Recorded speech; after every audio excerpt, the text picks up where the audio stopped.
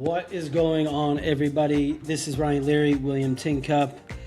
You're listening to The Barf. What's up, William? Man, I'm doing well. I really appreciate you taking over some of the work that I was going to do this morning because I got my hair cut. To get your hair cut? Dude, it's freshly washed. It's conditioned. Got your beard trimmed. I feel good, man. I feel good. You got I your told Colt myself, 45 shirt on. hell yeah, baby. On the back of it, it's funny because it says. Well, don't stand up if you ain't got pants on. Make sure. No. Can you read the back? Works every time. It's a work shirt. See, baby, it works every time. I can verify that it does work every time. I thought you were gonna lift your hands up, and there was gonna be 240s taped to them. Yeah. in the paper bags. Hell yeah! I was gonna give 1:45 p.m. in California. It's 5 o'clock. It's 5 o'clock over here. 4:45, baby. I was gonna give Ben a fancy intro, and then you talked about your haircut and your beard trim, and then I started looking at Ben's face, and I'm like, I can't give him an intro. Like, man, I can't grow that. Look, I don't know if you can see it. Go to zoom in. I got hair that goes from here to here. Can't connect the dots. But on this side, it doesn't. There's like Paraguay does not connect to Colombia. Yeah. And we nothing get it. Here. Yeah, I can't. we understand. I'm envious. I'm envious. What's stopping you? Just connection? It's not dense. I don't know. I've grown it. It just gets bushy. Just longer and uglier. No, I mean, I keep saying it makes me look fatter, but apparently it's not the hair that does that. Go. That's what my wife says. Yeah. Guys, anyway, big shout out to Messi for the amazing 0 shots on goal, my man. Hey, how about it? You played a superior team. No big deal. Yeah, 0 shots on goal for the entire until 115 minutes in. And they almost had that one too. That volley barely slid over the crossbar. The thing is you're playing a superior club, a superior national team. Far superior. The game before that, the one on Saturday between England and France, that was crazy. Because France was up 4-0, or excuse me, England was up 4-0 at the half. So you're like, why am I watching this? Then France comes back, scores 3 goals. England scores a goal. France scores a goal. At the end of it, it's 6-4. 10 goals scored, which is unheard of. I didn't waste my time on the third place match. Oh no, the third place match far superior than the final. I will say though, and I'm not a big soccer fan, Ben. I can barely spell it. But I will say, after 120 minutes or whatever it was, when Messi took the corner kick, I thought, boy could put it on a dime. They're going to score right here. That's how they've done it. That's what they've done all tournament long. Cape Verde against Egypt, they scored 3 goals in the last 7 minutes. Well, Egypt also had a goal that was disallowed. Yeah. Well, because we don't like Egypt. I mean, let's be honest. Well, listen, I actually thought Egypt and Morocco were 2 of my favorite teams. They were pressing. You didn't want to face them. You did not want to face them. Good. But this guy Messi, man, it's that kind of Steph Curry, MJ, LeBron. Yeah. Into the game, time slows down. Give me the ball. I'm gonna make a play on it. And I think, unfortunately, his teammate just didn't convert. But I mean, that dude was there. not gonna let it slide by. Eight of their starters won the World Cup in 22. Yeah. So when they won it the year before, so they're a little bit long in the tooth. They're a little bit older, and so this Spain team, they had 2 teams starting. I know. Starting. So imagine the amount of talent that comes out of Spain, and then all of a sudden they've got 2 teams starting. Or that whole Lamine Yamal and Messi baby picture, what? Yeah. No, I'm really happy that Spain won because they deserved it. They deserved it all. But I like the press. I like all the stuff. It was good for America in general. We needed some good stuff. Norwegians coming over and having Texas barbecue and stuff like that. Like that was a funny bit. Yeah. But my wife, this is the funniest thing of all. So my wife knew, because I follow football, so she knew of Ronaldo and she knew of Messi because I would talk about him. She hates Messi and loves Ronaldo. And I'm like, well, what's the bit? Like, first of all, I love Ronaldo too because he played for New United, so of course I love him. But like, well, why do you not like? Because she goes, I've seen over 50 videos of him signing autographs for kids, like kids running onto the pitch, and like security's about to get involved, and Ronaldo's like, no, it's okay. Takes a picture, signs a deal, they go off. Messi does not sign autographs. And she's like, he's an asshole. I'm like, he's actually probably one of the best players ever. So I wouldn't go that far, but like right. Ronaldo, she is a huge Ronaldo. It wouldn't surprise me if there's like a Fatheads Ronaldo poster in our bedroom at some point. Send it to it's going to be Tin Cup at 123 Christmas Street. Hell yeah! It's all right, get us back. Ceiling. Yeah, I'm going to get you back. We're 6 minutes in, and we haven't even talked about work. We're talking about mustaches. We haven't even introduced it. We haven't introduced Ben. No one even knows who I am. Jeez, I know. Good job. So we got this guy on the call with us. His name is Ben. Ben Mones. What's going on, Ben? What's up, guys? What a delayed intro. I feel like if you've been on the podcast before, you get like a 6-minute like intro. Intro. It's like the preview. I started over. Welcome to the bar. We've got Ben on the call today. Anywho, let's talk about Ben, Ronaldo. I'm having a seat. Yeah. Who cares about Fama? All right, so Ronaldo. Founder, CEO of Fama Technologies. Hello. Fama does what? We're an online screening company. We bring the who you are online into the talent screening process. So the behaviors that companies have cared about for a long period of time, things like harassment in the workplace, fraud, you name it, all the bad stuff, that stuff comes online now because everyone's got social media, everyone's got digital identity. Half of the workforce is Gen Z and millennial, 70% in 18 months is going to be all digital native. So that's what we do. We bring who people are online in a compliant and fair way into the hiring and screening process. But you guys already know that. That's just for the people. But it's for the audience. That's just for the people. It's for the audience. They need to know. For the little people. And plus, I would butcher that. And Ryan would be in cringe mode the entire time I would say it. So we're not going to do that. I mean, I probably wouldn't have done any better than you, but I would have blamed it on you. You guys sat at my booth 2 HR techs ago. 100%. Oh, that was such a good time. God, I that was such a good time. believe we sold their largest customer that day. That was the first year of work defined too, right? That was the. It was. Yeah, I think so. It was 24. Yeah, you are a work defined native first go, and yeah. That was such a fun. That was such a fun thing because we didn't tell the people. We booked all the guests, but we didn't tell them what we were going to be talking about. So they sat down.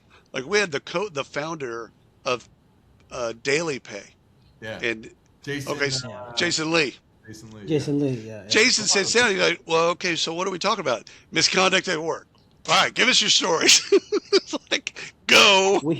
Speaking of which, you told me you were like, you should get to know Jason. And Jason, shout out if you're watching or if you're listening. This guy's like a legend. This guy is an absolute.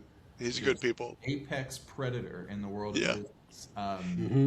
And he just gave me. He was like, "Of course, I'll spend 15 minutes with founder CEO at an earlier stage of his journey," and just gave me so much great advice and such a friendly guy. So yeah, I really, I'm glad you brought that up. I totally had such a great experience with that dude. He's a nice guy, easy to talk to. We do have one episode though, Ben, we've never been able to publish. And because the topics that came up in misconduct were so wheels off, like it was like the Wolf of Wall Street and keep going. Misconduct at work, and we're like, we can't publish that. It recorded like a Oh yeah, it's recorded. We should we could call him out. Bennett sung. Bennett recorded a show. Yep. And then he's like, no, publish away. I'm like, we're going to hold this one back until we check with him again. Yeah. And then he sent a message like, hey, did you publish that yet? No, Anyway, no, no. it didn't. It didn't make the No, we cut didn't. because actually we thought it would do damage to your reputation and ours and Fama's. So really, it's kind of lose, lose, lose. Yeah. So Yeah. no, It seems like you dude, guys if you made the right call. yeah, yes, yeah. yeah. If you need a job, we can publish this. All right, William, kick us off. What's our first story we're going to be talking about today? So I wanted to get y'all's opinion on List. I've been thinking a lot about List. The HR tech influencer list came out. I wrote a little bit on LinkedIn about it. But really, it's like when you see a list, it's not that list, but when you see a list of like people you should follow in recruiting, people that are great in people analytics, etc. What y'all's take? Like, honest to goodness, what do you when you see a list of people to follow, people you should care about, people that are influential, and all that other stuff? They use a lot of different words. What do you think, Ryan? What immediately comes to mind? And again, the truth. I mean, look, I don't make lists, and I don't think I've been on a list in 10 years. And then I look at these lists, and I'm like, I have significantly more experience than this guy who's never practiced anything that requires you to be on this list. 100%. So, and that's why I don't like them. They're influencer list. I totally get that. I'm down for that. Yeah. And look, if you're on the list, leverage it the best way you can. Put it out there, run with it, because you can get a lot of business out of that. So no hate there. The people curating the list, they do it in a way, unfortunately, where it's meant, they're marketers, right? They do it in a way to draw traffic, drive traffic, because they know if you put these subset of 10 people, they have a larger following. They're going to tag and tag and tag and tag and push and push and push and push. All good. That's good. But build a different list, because I think that hurts the credibility of an organization that has a lot of influence in the actual space. And there's plenty of actual practitioners doing the thing that they could put on the list. Yeah. Yeah. I think you're right. Your instincts are right. It's a marketing thing used in a marketing way, and that's fine if everyone knows that. Right. It's the everyone knowing that is the part that's broken. The other part is what happens to the 101. That person that you were right there, but you were 101 or 102. Well, you don't get participation trophies. That's already I'm just saying. Although they have created a new list called the Rising Stars, and submissions were last Friday, and so the Rising Stars. Did you nominate me? Thank you. I appreciate that. Now you're at. I think you're breaking Cheers, up. buddy. Are you on a cell phone? I can't hear you. Great caller. Great caller. Yeah. What? Ben, what do you think about these lists? Because you guys probably don't know this, but you're talking to Miss 20 in their 20s from the LA Business Journal from 11 years ago. So I was on one of these lists. A 20 under 20? That's a good list. And you were in your 20s? For the LA Business Journal. It was cool. That's significant, you know actually. Here's what I'll tell you. It made me feel good. It made me feel good at the time. It made me feel like in business someone's actually paying attention, because you know, as Drake said, you don't get an award for this, you know? Right. Yeah. This doesn't come with trophies in our world. So it was cool, to be recognized, but I got to agree with you, Ryan. Like, I think in general, this needs to, have a sponsored or paid sort of designation at the top so everybody knows what this shit really is. Because 9.8999 times out of 10, that is a pay-to-play, kind of like list that you get on. And look no further than the OG of the list game, BuzzFeed. You guys remember, like... Oh, yeah. Years ago. Oh, that was the game right there. BuzzFeed was dropping listicles, and we were all reading them, and then suddenly the list became sponsored, and then everyone was like, wait, like, why am I going to this website? Why am I reading it? So I think they're interesting. I think it's cool. I think it makes the people who are named on the list feel a type of way and get some recognition that's, needed in the world of business, which is full contact and cutthroat. But I think so many of them are pay to play now, and even like the Forbes list is all all pay to play at this point. So $2,500 you can become a writer. So Ben, I got a question for you then. So when you were on this list, the 20 and 20, because this is my thought. Some founders or some people in business at that point get that false sense of security. They made it. Yeah. Right? And like they take their foot off the gas a bit, and then you can see that you're like, oh, well, where'd that person go? Well, not all 20 were supposed to actually make it. No, I get that, but I feel like not you, but like people on the list kind of take their foot off the pedal. What are we looking at here? So this is my 40 under 40 photo. So I did not make a 20 under 20 or a 30 under 30 or a 50 under 50. I did make. You were a 40. Late bloomer. Oh yeah, I was definitely absolutely a late bloomer. Still blooming, by the way.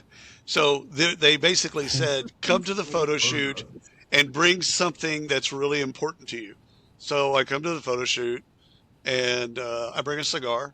It's a Monte Cristo, number 4, Cubano. And so I lit it. And the guy's like, you can't smoke it here. I'm like, yeah, whatever. So I just keep smoking. He's like, okay, well, I'll just take photos. I'm like, yeah, that's kind of your job. So you do that. So this is the photo of my 40 under 40. And so the funniest thing is once we have this bit, then you have a dinner or some type of deal. There's a publication, there's dinner, and they're showing everybody's photos. And everyone's photo was like a baseball bat or, something like their kid or something like that. Guitar. That's exactly right, Ryan.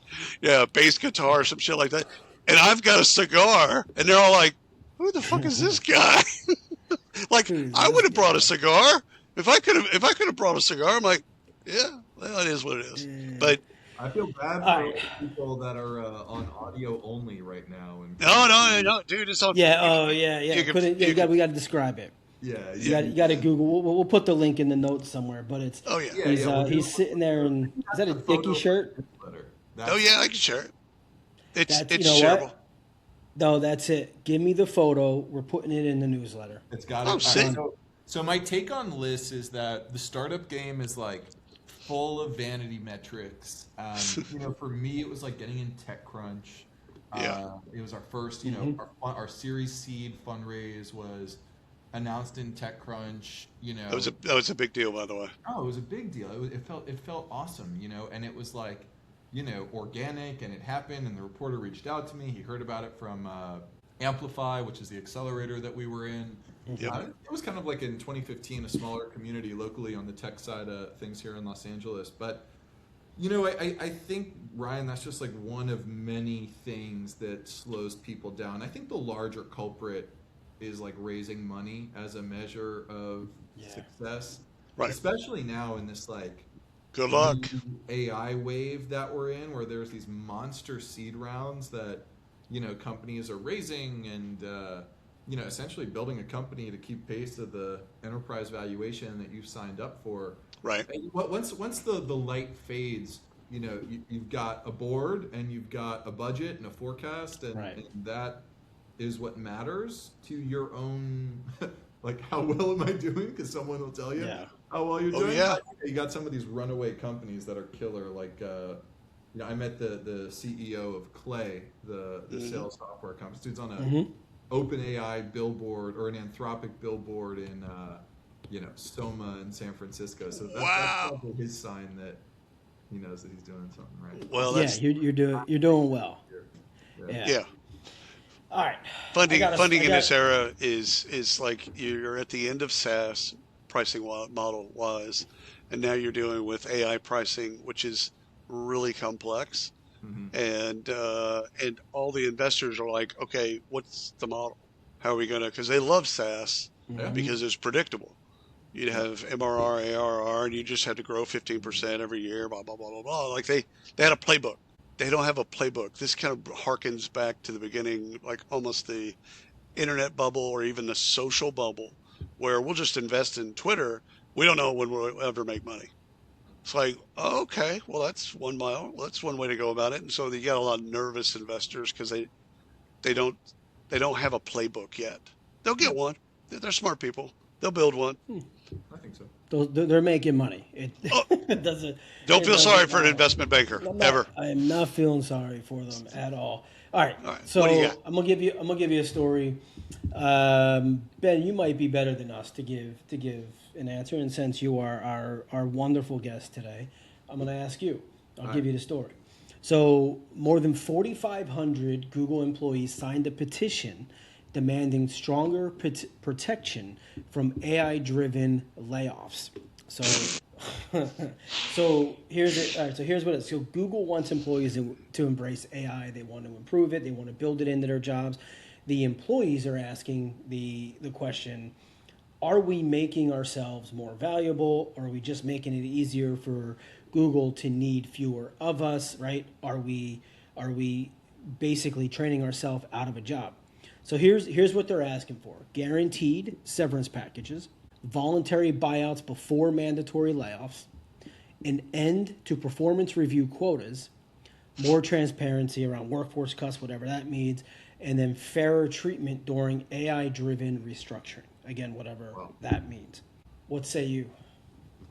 Without commenting on like Google's business decisions, of which there are like, I'm sure, a range of variables, including like how many people they hired up until, you know, the post-COVID peak, when the ZERP period where we were hiring all these people, right? Is this a normalization and back to kind of that pre-COVID blip that 10 years from now, like, oh yeah, there was that weird thing that happened and then everything kind of evened out again. But more generally, this idea of, and this is happening at other companies too, I think, like, you know, the fear of training AI that, you know, your company is essentially going to use to build an agent to replicate the tasks and work that you're doing.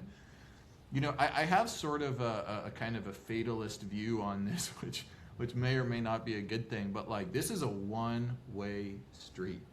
This is a wave that is happening. This is not going back in the other direction, period. I don't think we're going to find ourselves. I think CEOs are kind of tasked with like managing their stock price and the investments in AI and human capital within their OpEx and what that looks like long term and how they're thinking about, you know, personnel, non-headcount spend, all of that. I think there's a lot of like reasons for why you hear these press releases that are probably distorted from reality, you know, of the kind of second, you guys know what I'm talking about, the second and third order effects of why CEOs and say and do the things that they say and do. But, you know, I think more generally, like we're in a world where every single month, definitely every quarter, maybe not every month, but certainly every single quarter, CEOs of big companies are, you know, asking themselves like, can I do this? Can I take it one step further? Can I, you know, continue to advance down this path of automation? And I think the reality is that I do believe this will create net more jobs in the long run, but there will be a short-term period, I think, of people who are leaving and getting terminated or forcing their way out. So I think try as they might, I think they should. Like, shout out to everyone at Google. You should fight for yourself. Fight for your own intellectual and human capital who you are. But like, this is a one-way street. This toothpaste ain't going back in the tube. This AI stuff is here. There might be some recalibration of like people like, well, we fired too many people. We got to bring them back. But I don't think that, you know, it reeks of entitlement to me. Google in particular sold everyone a batch of goods on their culture. So you could go to Google and they had the bean bags and all kinds of cool stuff. Like, it was great. And so you've created an entire culture of employees that believe that, I work for a company, but really the company works for me and it works around me. And it's a little bit less to do with AI and more about entitlement for me, which I don't think there is entitlement. I think you're holding on to a train, to Ben's point, and the train's moving. So you can try and stop the train. Good luck. Not going to happen. And you can write all the petitions you want. Alphabet will do what's in the best interest of the shareholders. Period. End of story. That, and oh, by the way, Wall Street / Silicon Valley has fallen in love with a revenue per employee model. So, the deal is, again, Shopify, you have a CEO that comes out and says, you can't hire this person until you prove to me that AI can't do it. Then when that first happened, everyone, hit the fan, right? Right. More CEOs are having that thought now. They're like, okay, what's the net here? So them writing a 4,500 petition, like, first of all, if I'm a leader at Google, I'm laughing at that and discarding it as just, seriously, stop. You're making yourself look Do dumb. your job. Do your job. Stop being entitled. Just do your job. I also think like it's a 200,000 employee company. Point taken. Yeah. Good point. You're talking about 4,500 people. Do the adjustments in your mind. Now, I actually disagree with you on that one, sir. Which is that like I'm actually wrong on Google. I think Google is a great company and has survived numerous iterations of the tech market and cycle, and has found, also from people I know who've worked there and work there now, a genuine spirit of innovation. I think there is some crowding in the product management function within Google, because they've kind of like siloed individual products in a really interesting way. Metaverse. Yeah. Well, Sorry. Yeah, but like they've got overall, if you like squint your eyes, they've got a pretty good track record at like handling. No hate to Google. Really, I think it's my disdain was more towards the entitlement of employees. If he's could be any company, could be Facebook, could be pick a company. I don't even care. Acme Co. Doesn't matter. If your employees feel that entitled, you've done something wrong. I think that's, especially during this transition, you should be figuring out how to manage AI instead of figuring out how is AI going to replace me. Well, first of all, it's going to replace you because you're thinking about the wrong thing. It's the economy, stupid. You know what I mean? Like, it's one of those kind of IQ tests for me. Yeah. Like, if you're thinking about whether or not it's going to replace you, you've already thought the wrong thought. Yeah, I don't think it's a Google issue that has built the entitlement. I think it's just society and interesting. This is just what it is. This is what we're up against. All right, I have a story for you. I've got a few of them right here. I got a story for the two of you, similar but different. Should agentic AI be considered a part of the workforce? Yes. Why? Okay. There you go. Thank you, Ben. Because I was about to do it. Man of many words. I was about to do it too. And go ahead. Yeah, no, I do, and we had a story. I think it was last week or a couple weeks ago. A couple weeks ago, I would have had a different thought on this. Ben, I came across a tool called Victor, and it's VICTKOR, something like that. Yeah. But the way they present their agents, the way they present, so I should stay away from. Is that what you're saying? I'm saying if you met him in Bangkok, I'm just going to leave that there. Just is what it is. So they present their agents as coworkers, and I thought, well, that's a bunch of BS. That's a market. Then I started thinking about it, and I spoke with them, and I'm like, no, I can actually get behind this, because at what point, and I think it's now we're starting to see in some organizations, certainly not majority, and but the most progressive of progressive, we're seeing agents hit the org chart now, and we're seeing them managed on an org chart today, and so not at volume, but they're being managed that way. And the way Victor is presenting this was interesting, because they're saying you're a coworker. And so if you think of them as a coworker, or if you're and you're asking questions, for example, let's say I've got Agent X, and Agent X is a marketing person. And I keep asking Agent X stuff about finance and RevOps. At some point, they're going to say, hey, man, you really need a RevOps guy. You talk to Stephanie. Let's build another agent. Let's bring in whoever, right? Give them a name, and then onboard that person. And so now you're building your team efficiently based on the questions that you're asking over and over and over, and how you're asking them. It then takes it and says, okay, here's your team. And so now we're building your team based on your actual use. And so I can see them as coworkers and actually listed in the org chart this way. Ben? How much do you hate that? Yeah, I'm gonna go. He hates it. I'm You can tell by his face. He hadn't.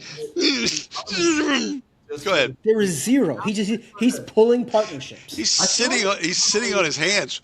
I feel Thanks like for. Thanks, Ryan. They'll never be clients again. Thanks, Ryan. It's all your fault. Me and Ryan ganging up on Tin Cup, but this feels like the other way around. So Yes. I'm genuinely gonna take the other side of it. But a few things. One, they're not. They're not. Let's start with the obvious. They're not. They're pieces of software. But two, headcount for me, these agents, these tools, and I'm deep in the game. I've had like co-work doing stuff this entire podcast. I'm like, I got a free hour, and my computer is going to be able to do stuff while I'm on this sesh with you guys. And so I'm big in. I'm not the guy who's decrying the use of AI, but these agents are not just single purpose, but they're dual purpose or they're multi-purpose type agents, and they do stuff for us. They do stuff in finance, they do stuff in RevOps, but they're task oriented. And humans are not just on an org chart doing tasks for you when they work at your company. Humans are bringing, if you're doing it right. I mean, certainly if you're running like Megacorp and you're like, well, this person does that, you do that, and you do it 12 You hours. separate the paper clips. Go do that. Yeah, right. Clock out and clock back in, right? The old clock out machine. You put your little card in, you clock out. I love those things, man. I miss those things. But, did you ever clock anyone in or clock someone out? Not at this job, but you've been down this path. Wendy's, I clocked out, and at Nordstrom. So it's called buddy punching for the folks that are maybe younger and don't understand. You mean clocking other people in it? Oh hell yeah, buddy punch. Oh yeah, no. Oh yeah. We had to be there. Call me on the main line, but I think humans do a lot of other stuff if you're doing it right, and they're bringing innovation. They're bringing a spirit of ownership. Mm-hmm. They have a voice box in their throat that allows them to communicate with you in a multitude of ways that, if you've ever talked to a person, you might notice you never know what they're going to say next, right? Huh. And AI, you can pretty much guess in a defined universe of the training and pre-learning that they've done, what they may or may not say next. So, I also think you don't have to pay agents as much. You don't have benefits for agents. You don't have insurance. I mean, you do have to pay them to do stuff, but my point is like, humans on an org chart beget a very different, at least from a business owner perspective, a very different thing than the agents and the responsibility they're in and the support staff associated with it. So I think it's clever. I think it's interesting. And I could see a Gen AI future where maybe we're thinking about things a little bit differently. But would you really put it on an org chart? Does an agent report to somebody? Does an agent Somebody's got to be responsible for it. Someone's got to manage it. For all those 4,500 people in Google, that's what you should be learning. And you refer to it as them. Yeah, sure. I'm personifying it for the sake of simplifying the conversation. Yeah. But they, them. No, we got you. You're really technically, someone's responsible for me. Just like they're responsible for bringing coffee to the office. Yeah, but I was going to say someone's probably responsible for it, like they're responsible for making sure the lights are on when you walk into the office every day. But like, fair. An agent serves multiple masters. Again, if you're doing it right, an agent lives in your company ecosystem and does different things for different people. But, you have a very different kind of rigid set of management structures in companies that are much more verticalized. So do you see yourself creating an Ask Ben agent so your employees can then interface with Ask Ben? Now. Do I consider doing that? I have a chief of staff agent that's trained on every call I've ever had, every email I've ever sent, every Slack message I've ever written. I had it train on this like Buddhist philosopher too, to like create a space of universal understanding. Hell yeah. Conversations with people, and it's killer. I mean, it is unbelievable. Yeah. So I don't have it talk to my team on my behalf, but I have it do a lot of stuff. So I have like a digital twin at yeah. But they don't interface who manages with it. I right. We're on the org chart. Where on the org chart is? Ask Ben. It doesn't have any needs. It's just like what's his name? What's his name? What's his name? It doesn't have a name, but I made it stop like thanking me and telling me I was doing a good job. Yeah. You're a piece of software. You're not Stop. I don't need validation, especially electronic validation. Yeah. Thanking me, like, don't thank me. And I'm not gonna say please. I'm not gonna say please. We're gonna have to talk offline on how you did that and used it, because I want to do the same thing. All right. I've got one more, Ben. All right, bring it. This is actually going to be in Ben's wheelhouse, so I want to bring this. So this is with Chili's, the restaurant chain Chili's, which I haven't been to a Chili's in a lot of years. I went recently. Small town America. It's still a big thing. So they fired an employee. They fired an employee. So the employee says he was fired over pronouns. So Chili's is obviously saying opposite. They're actually saying he repeatedly harassed and intimidated a coworker. So here's kind of the story. So the employee they're calling it a pronoun dispute. Chili's is saying it's repeated harassment. Grammar calls it not a dispute, but yeah, go ahead. Not a dispute, yeah. So here's what was happening. There was an employee who was using pronouns in the workplace. They were getting harassed, all this stuff. Anyway, he took it online. Oh yeah. That's and started chatting about it and doing his thing, and was he talking about that person? Was he talking about a person? It didn't say if they were saying specifically that person, but it probably was like at work or whatever. Oh, okay. And so with the harassment at work that was being said to the person, and the online stuff that was found, this person was cut loose because red state, in red state or blue state. That's a good question. I'm guessing it was probably a blue state. Yeah, it goes nowhere to the Supreme Court, so you can sue all you want to, and it will eventually hit a federal circuit court, and they'll just throw it out. So right. So I don't know about that, but continue. Well. Yeah. Okay. So if it hits a federal court and then appeals court and then it goes to the Supreme Court, they'll throw it out. So it's it's the political. It's what we're in right now, with both the divisiveness of the people. Tell me this all the time. It's like, we're the most divided we've ever been in our history. I'm like, do you remember the Civil War? Like, we actually went to war. Like, people died. People died with guns and stuff. Don't get me started on the Constitutional Convention, because I'll take I'm down. I'm down. So, okay, Constitution-wise, who North South, who requested the 3/5 part? All men are created equal, comma. Africans are 3/5 of a human being. Wait, we need buzzers for this. We don't have buzzers to tap in. North South. Who actually fought for that? Knowing that I'm guessing North. That slavery as a term was something that couldn't even be mentioned in the Constitutional Convention, because the founding fathers thought that would disintegrate the republic before it even began.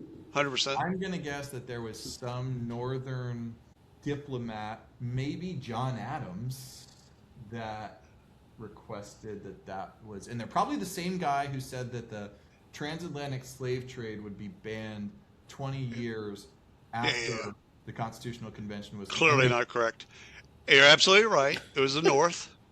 It was the North, because they realized if each African, each slave had one vote, that the South would have more voting power than the North. So it came down to, of course, there's morals and ethics and all this other, whatever. No, it came down to the North didn't want the South to have the political power that it would have had. Then I took a guess. Your explanation sounded perfect. John Adams, it seems about right, but it was probably a collection of folks, because they realized the math. I love that chapter of history. Yeah, me too. Favorites. Me too. So the Chili's What deal. about Chili's? Yeah, pronouns. So what's the rub? The guy gets fired. What do I think about it? Yeah.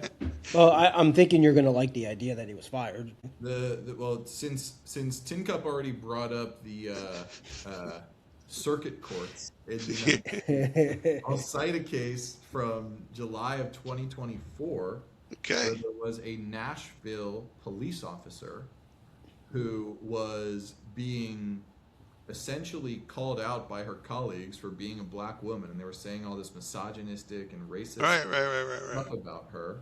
Those are protected classes, by the way. And yeah, both gender and race. Those are protected. Pronouns are different story because that's pronouns are not protected classes. This person got fired, and he challenged the termination. It got all the way to the Ninth Circuit, and it was upheld that the Nashville Metropolitan Police Department could fire him because of what they found. Now, where I'll say I am in support of the Chili's guy getting fired. Sorry, dude. But sorry, Chili guy. And I love the bottomless chips. Flair. Just got to wear some more flair. Yep, got it. Are great. It's a fun place to hang out, a great place to bring the family, great place to bring her friends. So that's my Chili's commercial. As long as you don't use pronouns. I think the Shim. I'm going to go back to what we said before about AI and Google. I'm going to type AI and Google to Chili's and pronouns, which is, love it. We're living in a world where there's a substantial portion today of the workforce that treats those things with a high degree of, importance, a certain sacredness associated with it, right? And whether or not people disagree with the idea of pronouns, in the workplace and who should, who shouldn't use them. The bottom line is there's somebody at that company who felt like they were not just like, marginalized. Someone said, oh, well, stupid pronoun. I can't believe you're using pronouns. But clearly, I don't know anything about this case besides what I just heard right now. Clearly, it turned into something more than that. It did. In my personal opinion, harassment of any kind in the workplace. No place. Alienates workers, that makes them less productive, that drives up toxicity and makes good people want to leave is a bad thing. And it happening online, I think, obviously, Rand, I know why you asked me that one, but it's like the internet has become the third space. We talk a lot about where's the new third space in our lives in 2026, and it was like, I think when, let's say 20 years ago when I get into the workforce, I think it was like happy hour after work. Third space. Mm-hmm. I had a bar in my office. It was cool. We would like all go and we'd hang out there, and everyone would, we'd take turns buying a round or whatever. And, and you go home. But I think the third space is now the internet. Yeah. And I think the third space has kind of emerged for where people engage with one another and meet one another and converse to be no different than the analog space of the workplace. And I think that's the sort of interesting thing about the question, Ryan, is like, is online and offline, that's my question back to you. Do you think online and offline is different? Do you think that you should be able to do things on the internet that you shouldn't do in person? No, I don't. I think it's the same thing now. I think because that's the argument. A lot of people. Yeah, I think the argument against that is my social space is my space, not the employer space or not offline. Yeah. But it's your decision. It's you doing something, and I think it all relates back. You don't want the whole William to show up at work. That whole bit. The whole William really ever. The whole William. That's the deep dark crevices of my brain. You don't want those at work. But despite you bringing the whole William to work, and I've known you for like 10 years now, and I've seen in both professional and personal the whole William, not the whole William, but like you also know where the line is. You know what I mean? It's like you know where you can bring your whole self to work, but not where, I tell people, it's like people always ask me, they're like, well, I can't really like, what happens when people say stuff outside of work? Can I ding them for, something that happened outside of work? And I was like, look, like all of us say things to our friends on a group chat or to our spouse or to our siblings that we would never say at work. that we would never even say to like our work best friend. You know what I mean? Or your work husband or your work wife, whatever it is, right? Yeah. So it's like, majority of people know where that line is, and it sounds like this Chili's dude did it. Sounds like he didn't get the memo. He didn't know that, okay, you can make comments with your buddies about, watch some comedians talk about pronouns and send videos to each other and make fun of people who use pronouns. Okay, in your personal life, do whatever you want. But when it comes to the workplace, if people are going to be upset by that, like, I don't know what to tell you. Like, find that between being upset and being harassed, and it sounds like this person is getting harassed, and it wasn't just a one-off thing. It sounded like it kept happening and happening. It's not okay. Drops mic, walks off stage. Ryan, this has been great. We should do this more often. We should. What are you doing tomorrow, Ben? Yeah. you got a free hour. Come on. Let's see. Tomorrow. I'm washing my hair. I think I'm washing my hair. Hell yeah. Washing my hair. Hell yeah. Just look at the org chart, find the right agent that can do your work, and then you join us. Just saying.